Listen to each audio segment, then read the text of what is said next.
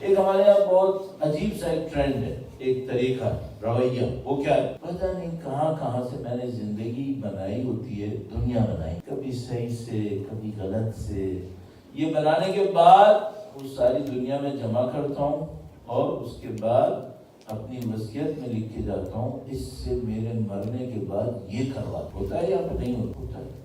دو روایت، ایک روایت میں فرمایا دنیا میں سب سے زیادہ جس انسان کے اوپر دل پہ حسرت آئے گی، غم آئے گا اور اس غم سے مرے گا وہ کون سا شخص؟ کہا وہ شخص ہے، دوسری روایت میں اس کا نہیں، کہا وہ شخص ہے جو اپنی زندگی بتا دے گا دولت بنانے، صحیح اور غلط سے بنائے گا، جب مرنے لگے گا تو اس کی دولت میراث میں ملے گی، اس کے پسماندگان، اس کے ورثاء کو وہ دولت میراث میں ملے گی، وہ جو اس کے ورثاء ہوں گے وہ عقل مند ہوں گے، وہ کہیں گے ہمیں اس کی دنیا نہیں چاہیے، وہ کہیں گے ہمیں اس کی دنیا نہیں چاہیے، وہ اس دنیا کو اللہ کی راہ میں دے کر اس دنیا کو فارغ چاہیے۔ تو کہا کہ یہ آدمی سب سے زیادہ حسرت والا ہوگا، کیوں؟ کہا اس وجہ سے کہ جب قیامت آئے گی تو اس کو اس دنیا کی کمائی کے اوپر جو غلط حصہ تھا اس پہ سزا ملے، اور جو صحیح حصہ تھا اس پہ اس کو حساب دینا ہوگا۔ مولا کا فرمان ہے مالی و دنیا، مجھے دنیا سے کیا کام، اس کے حلال میں حساب ہے، اس کے حرام میں عذاب ہے۔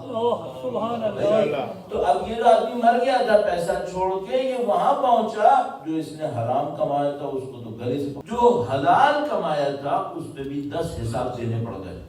صحیح ہے، یہ پھنس گیا وہاں، نہیں جواب دے سکا، اور اس کے جو پسماندگان و ورثاء تھے انہوں نے اس دنیا کو ہاتھ میں لگایا تھا، اللہ کی راہ میں دی تھا، وہ جنت میں چلے گئے۔ تو روایت نے کہا کہ جو ان کو جنت میں جاتا دیکھے گا اور حسرت سے مرے گا کہ اگر کاش میں بھی یہی کر لیتا جو انہوں نے، میں احمق، کمانے پہ بھی عذاب اٹھا رہا ہوں اور میرے بعد ورثاء یہ کتنے عقل مند تھے، انہوں نے میری دنیا کو ہاتھ میں لگایا، اللہ کی راہ میں دیکھیے کہ جنت میں چلے گئے، میں پھنس گیا۔ ایک روایت ہوگی، ایک اور روایت ہے، اللہ کے نبی کو کسی نے بتایا ہے، اللہ کے نبی ایک آدمی مدینے میں مر گیا ہے، بہت اس کے پاس بہت بڑا گودام تھا، ویئر ہاؤس، بہت بڑا گودام، اس گودام میں اناج بھرا ہوا ہے، اب نہیں معلوم اس میں کھجور بھی تھا، اس میں گندم بھی تھا، اس میں نہیں معلوم چاول بھی ہوگا یا نہیں تھا، تو کہا وہ اس نے گودام چھوڑا، اس میں اناج بھرا ہوا ہے، مرتے وقت وصیت کر کے گیا ہے کہ اللہ کے نبی سے میری طرف سے درخواست کرنا کہ میرا سارا مال اللہ کے نبی بندوں میں تقسیم۔ اللہ کے نبی نے کہا کہ ٹھیک ہے میں آتا ہوں۔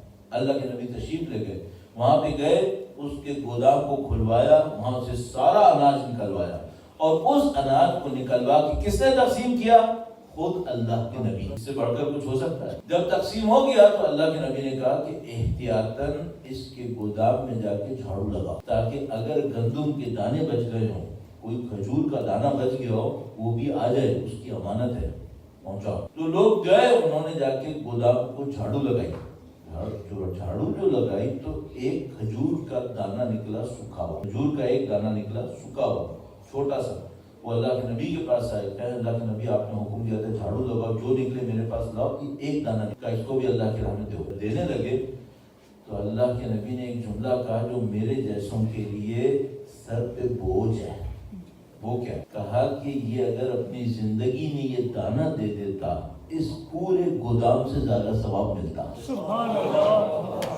مرنے کے بعد کرنسی کی قیمت 100 بھی نہیں ہے، 100 کی ایک بھی نہیں ہے۔ اچھا کیوں اللہ، اے اللہ تو نے کیوں کیا کہ مرنے کے بعد قیمت اتنی گرا دی؟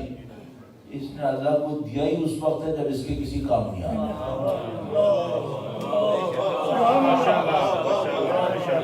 یہ جب بوتل ٹوٹ جاتی ہے تو تیل زمین میں جانے لگتا ہے تو کہتا ہے نظر کی اب تو بوتل ٹوٹ گئی، اب کیا نظر کی نظر۔ نعرہ تکبیر، اللہ اکبر، نعرہ رسالت، یا رسول اللہ، کل ایمان، نعرہ حیدری، درود پر محمد و آل محمد، اللہم صلی علی محمد۔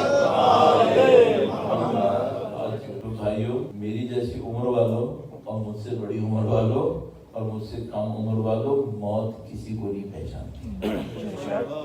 موت آئی ڈی کارڈ پہ ایج دیکھ کے نہیں آتی ہے، یاد رکھنا ساری چیزیں پسماندگان کو چھوڑ کے مت جاؤ، وہ کریں گے، وہ کر بھی لیں تمہیں 100 کا 1 ملے گا،